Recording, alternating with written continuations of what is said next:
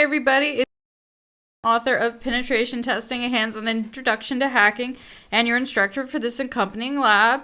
So today we're going to look at a little bit different port scanning. We're going to look at UDP. That does stand for User Datagram Protocol. I don't know where this joke started, but I know where I found it. When I was first starting out in security, I read a book called Counter Hack Reloaded by Ed Scotus, which was very much the book I wanted to emulate, in writing my own book. It also had a blue cover, but I don't think that has anything to do with why mine has a blue cover. Like, here it is. Well, that's a Portuguese version anyway.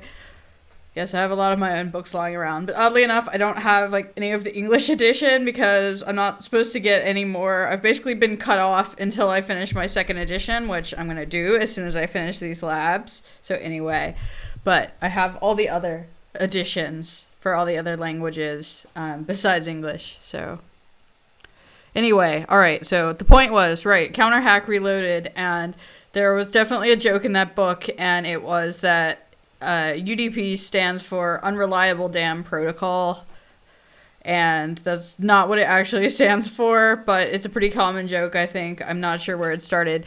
Anyway, it does stand for User Datagram Protocol. That's just, the equivalent to TCP that we looked at before. The main difference being that UDP is connectionless. So whereas with TCP, everything made a connection, with UDP, there is no connection, so it's a completely valid response for an open port to get data and not respond at all. Like, if it gets the right instructions to just do something on its side and not respond. Or a different protocol, it may respond, but only under, certain circumstances. Like, if you send it the right information. Or another one might respond no matter what. You can send it junk, and it will write back, that's junk, go away.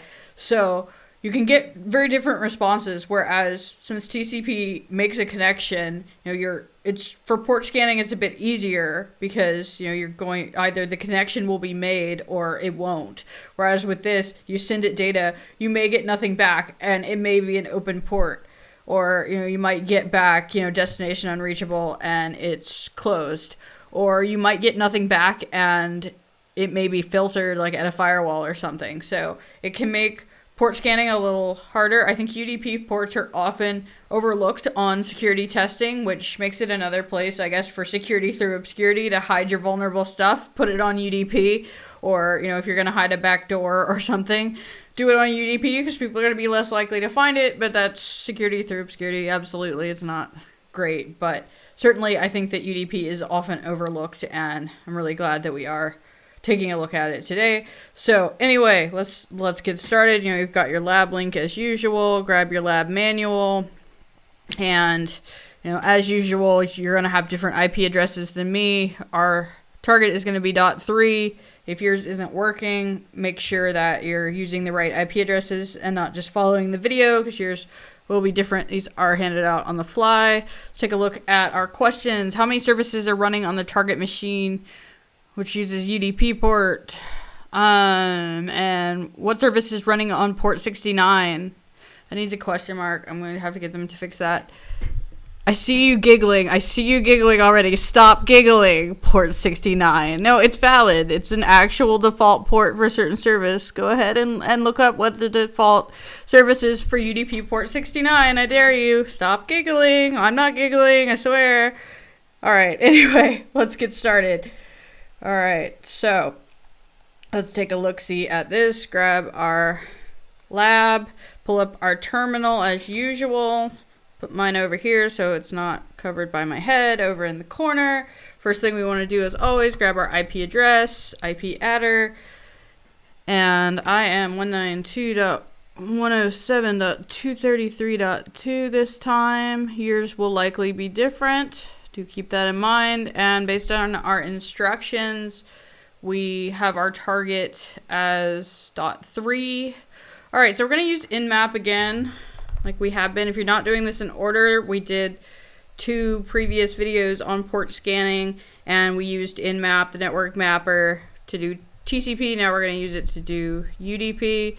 So a UDP scan is type dash little s big U for UDP.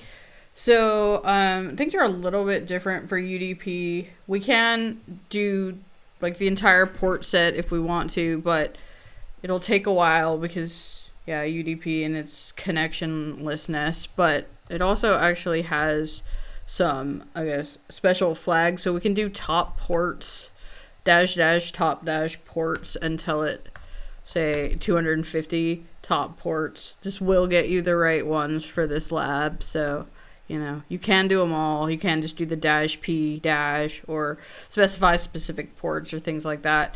But let's make sure we change that to 3. So that's our target. So we're telling nmap-su for UDP scan, telling it we want the top 250 UDP ports against our target.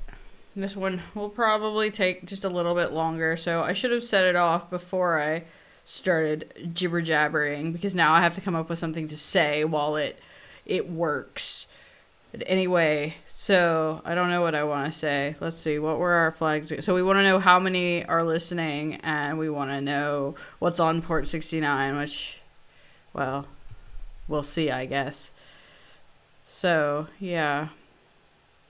This is where I should be telling funny stories and things.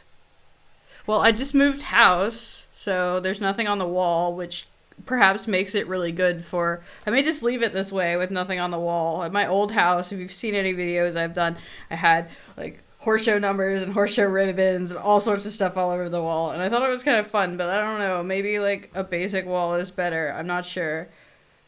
Probably moving house in the middle of trying to shoot these videos was not the best idea I ever had in my life, but, you know, I had to move, so, yeah, that happened. I may just, like, go back and reshoot the first 3 videos so they all match, because I did the first shot, you know, just to get everything working, and then I moved, and then I unpacked this room so I could do this, and I haven't unpacked anything else at all.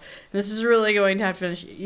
If you want to, like, drive yourself crazy, you can hit the up arrow to see, like, how fast it is. See, it's super slow. See, UDP is a really great place to hide stuff just because it's so annoying. So, yeah. Let's see. I guess I could show you guys more books. So, yeah, here's Testes de Invasio. Don't giggle at that either, guys. Come on. So that's the Portuguese. We've also got... Let's not drop them on the floor. I think this is Chinese, and that's Korean. But I could be wrong. It could be the other way around. Yeah, I think that's what it is. That's Korean, and that's Chinese. And I very recently actually got this one. This is the Polish edition for people who speak Polish. And, yeah... I have no idea what any of them say, but yeah, there's that. Let's not bring down the desk in the process, huh? All right, let's see what it says now. Oh, we got up to 60% done now. I may just, like, cut the video in the middle, and then you guys don't have to listen to me talk. But I don't know. Maybe some of you want to listen to me talk. Oh, how about this, right? I'll show you this. So this came from China, and it's totally possible there's a keylogger in it. Not because it came from China. Like, anybody could put a keylogger in things. But just because it just seems like the kind of thing that probably has a keylogger in it. But it's like a typewriter keyboard, right? I don't know. Something about, like, having to really hit the key makes me much more productive as a writer. So I write my books on things like this. So if you really want to earn my undying love, find the perfect typewriter keyboard. And it's blue. I love blue. Yeah, I'm definitely going to cut this in the middle. Watch me. Because I have totally run out of things to say.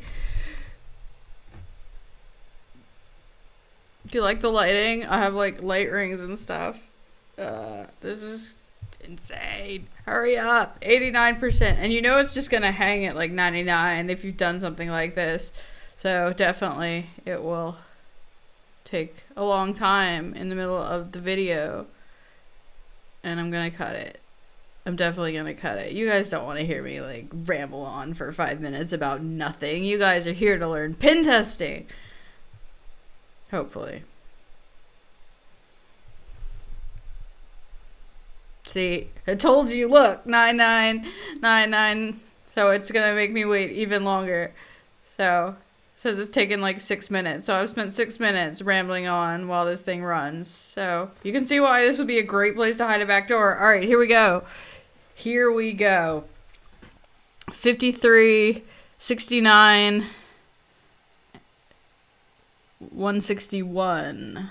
So, and see, one of them says open/filtered.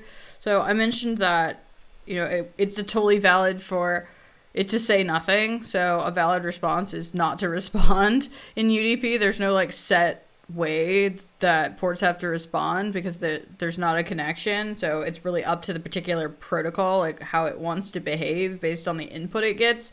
So it could just be open and not respond, or it could be filtered like at the firewall and just drop the packet there and it never reaches. So it could be open or filtered. It's just not entirely sure.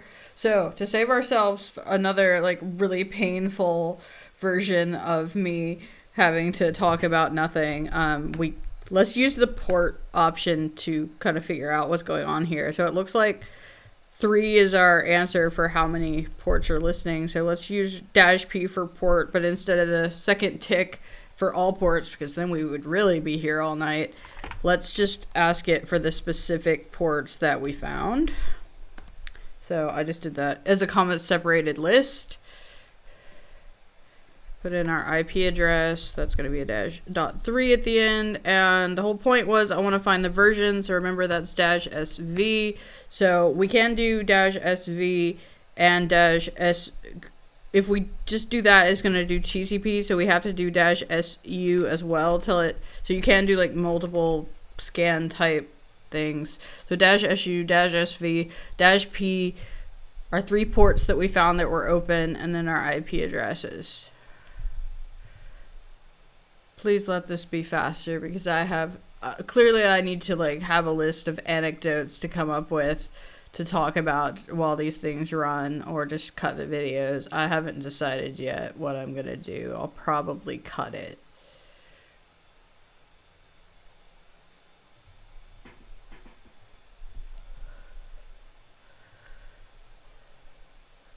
Come on, you can do it. All right, see, this one's a bit faster because, well, it slows it down because it's doing the version, but it's only doing 3 ports. So that's helpful. So we want to know specifically what's listening on port 69. So we could have just done that port, but why not find out about all 3 if we can? So we'll see. So it looks like, just based on the ports that are running, it looks like domain name services, so DNS 53. Again, these are, since that didn't do a version scan, that is just based on what the port numbers are and the defaults. TFTP, Trivial FTP server, which I think is a funny name, is on port 69, and 161 SNMP, Simple Network something. A good place to find potential information sometimes. Anyway, hurry up. Come on. You're killing me here. This has nothing to do with the speed of the lab. It has everything to do with the speed of UDP, because actually the lab is really fast. I've been very impressed with how fast the lab is. There we go. All right. So it looks like, well, it can't figure out what TFTP service is running, probably because it's not writing back, because who knows? It just depends on the service and how it's implemented. But we did get information about the other ones. So it looks like we got the DNS server version, potentially at least, and the SNMP server version. But it looks like it's just, we're just going to say TFTP is running on port 69, and we're not sure what version at this time. But, you know, anything can have vulnerabilities, so it's still certainly worth looking into as we continue on our pen test. So hope you enjoyed hearing a little bit more about random stuff like books and typewriter keyboards while we waited for this to finish. So it looks like we've got 3 services running, and TFTP, Trivial FTP, is running on port 69. See you guys next time.